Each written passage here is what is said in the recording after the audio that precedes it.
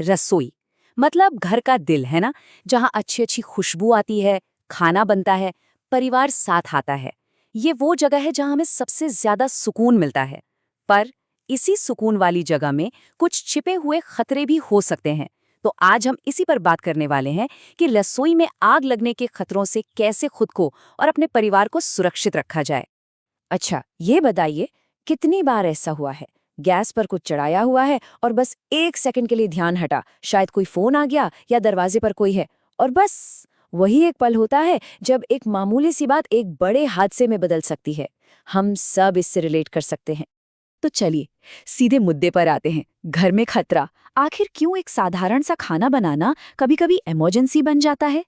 असल में रसोई में लगने वाली आग हमारे घरों के लिए एक बहुत बड़ा खतरा है। सोचिए ना, गर्मी, तेल, बिजली और आसानी से आग पकड़ने वाली चीजें सब एक ही छोटी सी जगह पर मौजूद होती हैं। तो ये रसोई की आग होती क्या है?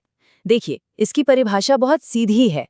कोई भी आग जो रसोई में खाना पकाने के दौरान या उससे जुड़ी किसी भी वजह से शुरू हो। सुनने में बहुत सिंपल लगता है ना? पर इसके जो नतीजे हो सकते हैं वो वाकई बहुत गंभीर होते हैं। ओके, तो अब थोड़ा गहराई में चलते हैं। रसोई की आग का विश्लेषण, मतलब इसके आम कारण क्या है। देखिए, किसी भी प्रॉब्लम को सॉल्व करने के लिए सबसे पहले ये जानना जरूरी है कि वो शुरू कहाँ से होती है ना? तो चलिए समझते हैं कि ये आग लगती क्यों है। तो ये हैं कुछ सबसे आम वजहें।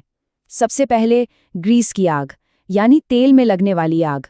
तेल बहुत ज्यादा गर्म हो जाए या उसे अनअटेंडेड छोड़ दिया जाए तो ये बहुत खतरनाक हो सकती है। फिर आती है बिजली से लगने वाली आग।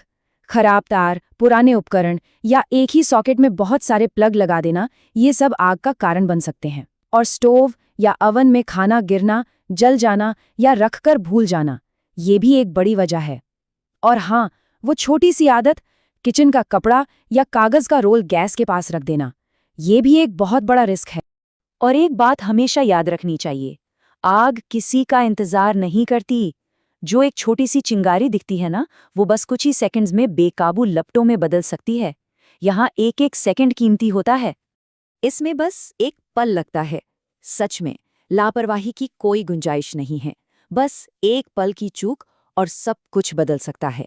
इसीलिए कहते हैं, सावधानी ही सबसे बड़ा बचाव है। पर अच्छी खबर ये है कि इन हादसों को रोका जा सकता है। तो अब प्रॉब्लम से सॉल्यूशन की तरफ बढ़ते हैं। यहाँ एक रोकथाम की चेकलिस्ट है, कुछ बहुत ही आसान आदतें जो वाकई में बहुत बड़ा फर्क ला सकती हैं। चलिए इस चेकलिस्ट को देखते हैं। सबसे पहला और सबसे जरूरी नियम, खाना बनाते समय उसे कभी अकेला न छोड़ें, किचन में ही रहें। दूसरा, जो भी चीजें आग पकड़ सकती हैं जैसे कपड़े, कागज, प्लास्टिक, उन्हें चूल्हे से दूर रखें। तेल का इस्तेमाल करते समय तापमान पर खास नजर रखें। और हाँ, किचन को साफ रखना बहुत जरूरी है, खासकर तेल और चिकनाई को जमने ना दें। अपने उपकरणों के तार वगैरह चेक करते रहें कि कहीं से कटे फटे तो नहीं हैं। और सबसे जरूरी, घर में एक स्मोक डिटेक्टर हो जो ठीक से काम कर रहा हो। ये बहुत छोटे छोटे कदम हैं, पर इनसे बहुत बड़ी सुरक्षा मिलती है। जैसे ये जला हुआ टोस्ट, देखने में एक छोटी सी गलती है, पर असल में ये एक बड़ी चेतावनी है। ये हमें याद दिलाता है कि कैसे जरा सा ध्यान हटने पर चीजें गलत हो सकती हैं।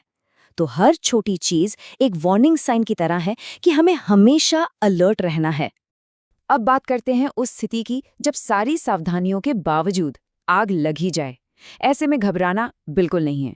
घबराने की जगह एक सोची समझी योजना पर काम करना है। तो देखते हैं कि ये इफेक्टिव रिस्पॉन्स प्लान क्या है। घर में फायर एक्सटिंग्विशर यानी आग बुझाने का यंत्र तो होगा, पर सवाल ये है कि क्या हम जानते हैं कि इसे इस्तेमाल कैसे करना है? जब सच में ज़रूरत पड़ेगी तो क्या हम उसे चला पाएंगे? देखिए, सिर्फ यंत्र का होना काफ़ी नहीं है, उसे इस्तेमाल करना आना चाहिए। तैयारी ही सब कुछ है। तो इसे इस्तेमाल करने का एक बहुत ही आसान तरीका है जिसे PASS मेथड कहते हैं। PASS, पहला P यानी पुल, पिन को खींचो।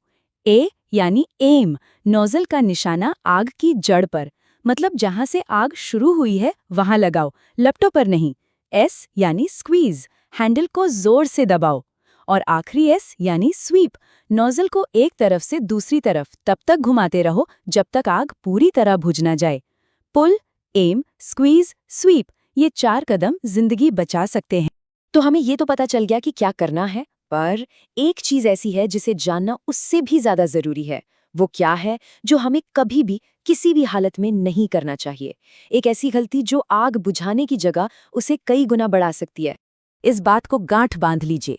तेल, घी या किसी भी चिकनाई से लगी आग पर या बिजली से लगी आग पर कभी भी पानी नहीं डालना है। नेवर। क्यों? क्योंकि जैसे ही पानी गरम तेल पर पड़ता है, वो फौरन भाप बनकर फटता है और अपने साथ जलते हुए तेल को चारों तरफ उछाल देता है। इससे एक छोटी सी आग पूरे किचन में फैल सकती है। ये सबसे सबसे जरूरी नियम है। और आखिर में कुछ और जरूरी बातें। ये पक्का करें कि आपके पास जो फायर एक्सटिंग्विशर है वो क्लास के टाइप का हो। ये खास तौर पर किचन के आग के लिए बनाया गया है।